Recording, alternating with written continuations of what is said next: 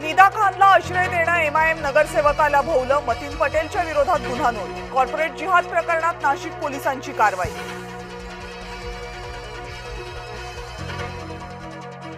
निदा खानला आज नाशिक न्यायालयात हजर करणार। 1.5 महिन्यांपासून फरार निदाला संभाजीनगरमध्ये आश्रय, संभाजीनगरमधूनच बेड्या।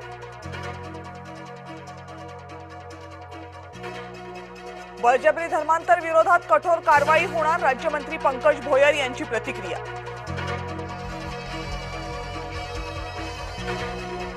निदा खान खुनी किंवा दरोडेखोर नाही, इम्तियाज जलील निदा खानला पाठीशी घालतायत का? जलील यांच्या भूमिकेवर प्रश्नचिन्ह। इम्तियाज जलील यांचा निदा खानला पाठिंबा, एमआयएम अशा प्रवृत्तींना पाठिंबा देतं। मंत्री संजय शिरसाट यांचा एमआयएमवर हल्लाबोल।